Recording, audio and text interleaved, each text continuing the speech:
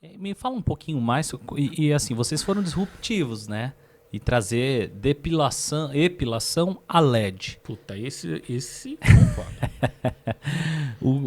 Como que o mercado interagiu a isso? Da onde surgiu essa ideia? Porque você tinha um laser que é muito convencional, e aí o LED hoje é um tipo de, não posso chamar, posso chamar de luz assim de forma leiga, né? Por que vocês escolheram o LED? Como chegou nessa ideia? Em 2015, o Thiago falou para mim, Eduardo, epilação, cara, precisamos para ontem de um equipamento para epilação. Eu falei para ele, cara, tem duas coisas que a gente pode fazer. Você viu o sucesso que está sendo o Asgard, porque a gente veio com inovação. Em 2015, a Coqueluche era o laser de diodo. E, cara, como eu falei para vocês, a minha escola é assistência técnica. Eu trabalhei muito com laser de diodo, fazendo manutenção. Vinha da luz pulsada, depois dos primeiros equipamentos de laser de diodo. E era uma tecnologia. Eu vou. Tem tempo ainda, né? Opa, com certeza. Para você, vendedor de laser de diodo que não sabe o que vende, presta atenção no que eu falo, que você vai aprender mais sobre o equipamento que você está vendendo aí. O laser de epilação, ele não é novidade. Tem os lasers de cavidade. A grande franqueadora que tem aí no mercado, ela tem um laser que a gente chama de um laser que tem uma cavidade, ele não é um laser de diodo. Isso era da década de 70. Só que, adivinha, ele é muito caro, então ele não tinha aplicações comerciais. E no Brasil, é bem a verdade que esse tipo de laser já existia em meados da década de 90, mas ele nunca ameaçou o reinado da luz pulsada na epilação. Ok. Por quê? Porque ele era caro, cara. Pouquíssimas clínicas no Brasil tinham.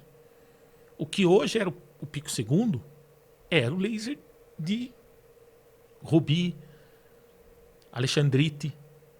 Só que eram lasers de cavidade. Caríssimos. E a luz pulsada, isso que eu falo, né? Era um equipamento de luz pulsada, não era um laser. Atropelou, por quê? Porque o custo muito mais baixo. Muito mais baixo, manutenção, tal. Trabalhei muito com luz pulsada, mas muito mesmo. Só que daí, inspirados no pai da microeletrônica, que é o Nishizawa, ele foi o criador, lá na década de 60, da família dos primeiros componentes de fotodiodos. Diodo é um componente eletrônico. Então você tem famílias dentro da família do diodo, você tem as subfamílias, vamos dizer assim. Tem aqueles que são receptores e emissores de luz. Então você tem os fotodiodos. E o Nishizawa, ele fez o primeiro fotodiodo. Na década de 80, final da década de 80, início da década de 90, a Bell Electronics, se não me engano, fez o primeiro laser em barramento, que é o laser de diodo que a gente tem hoje. Então, tinha aplicações apenas para a parte científica, sempre começa assim, né? O laser ele tem uma aplicação para estudo científico e tal, e depois vão se aprimorando e vão dando aplicações além de estudos para aplicações comerciais. E no começo dos anos 2000 lá nos Estados Unidos e aqui por volta de 2008, 2009, começa o reinado do laser de diodo. Por quê? Porque eu pude trazer a tecnologia do laser de uma maneira com custo reduzido. Eu diminuí o tamanho do equipamento. Você pega um laser de cavidade, é um monstro, pesado, não pode transportar. Isso não, cara. Pequenininho, portátil. Por que ele reinou? Isso que eu falo pra você. É um equipamento que, chegou no Brasil, dá pra alugar. Caiu igual uma luva. Pro mercado. Acabou com a luz pulsada. Hoje em dia mal se fala, né? E é um puta de equipamento, hein, cara. Tratam várias outras disfunções também, né? Cara. Máquina, que é ferramenta. Talvez não seja o momento pra você entrar para um outro ferramental para epilação. Uhum. Se essa máquina que você for colocar, ela não for colocar dinheiro para você, porque você vai mudar. É verdade. Né? Bom, e o laser de diodo, apesar dele reinar, porra, cara, ele durava muito mais do que as lâmpadas de luz pulsada, resultado mais rápido. E outra, né, cara? Laser é coqueluche, cara. Laser é laser. Né? E, pô, se deu muito bem, só que assim, uma tecnologia muito, muito boa, só que ela não é... Ela tem defeitos. E eu pegava justamente isso. Qual era o defeito do laser? Porque o que chegava para você eram os problemas, né? Na assistência técnica. Brasil. Locação de equipamento. Não existe lá fora. Chegou aqui o equipamento. Lógico, uma hora ia... Vai para lá, vai para Apresenta cá. Porta-mala de carro totalmente inadequados. Outra né? coisa. A estética sempre foi lugar do investidor aventureiro. O Brasil, infelizmente, vive ciclos de crise, né? Impressionante isso. E muita gente que sai de uma crise, é mandado embora da indústria, que não tem nada a ver com a estética, está em outro setor, mas aí foi demitido, pegou um dinheiro, quer investir em alguma coisa, sempre via na estética essa oportunidade, na locação. O cara pegava o dinheiro do fundo de garantia dele lá, tá, um investimento, pegava o dinheiro daqui e dali, comprava equipamento de laser, de diodo e... Começava. Não. Como eu falo, pau torava. Conheci vários, assim. E daí o que chegava lá pra mim?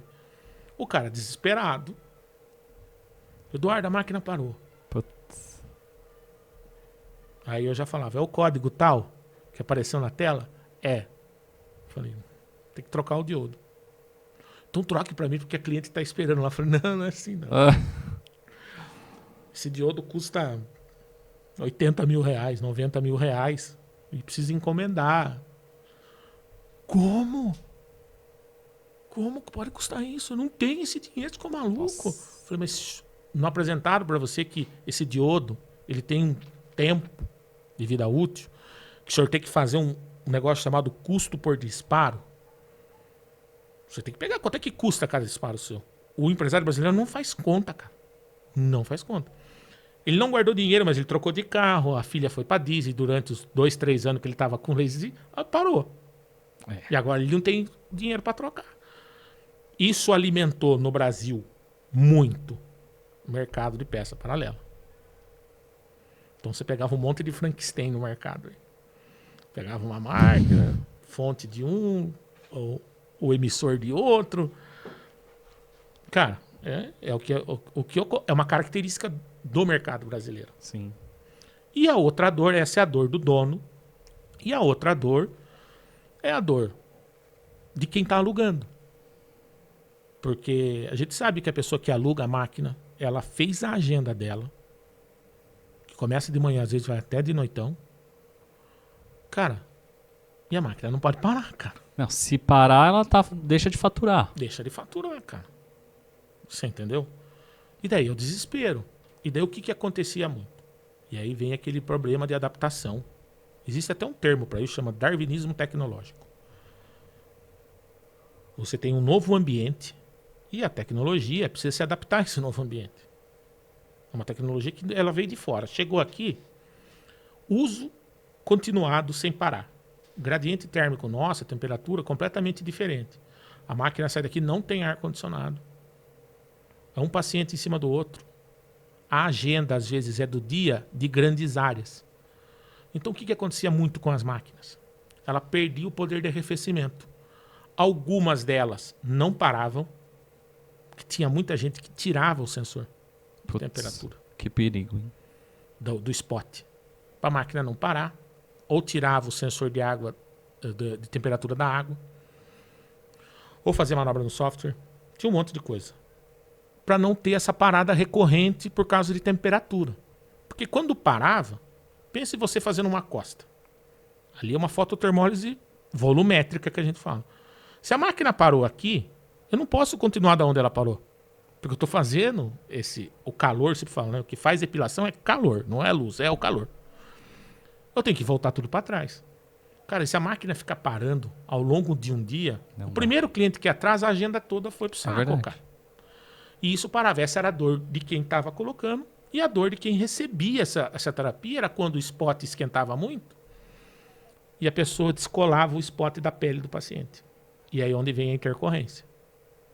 Sempre falei que a luz, o pessoal tem uma... Você já viu isso, tenho certeza.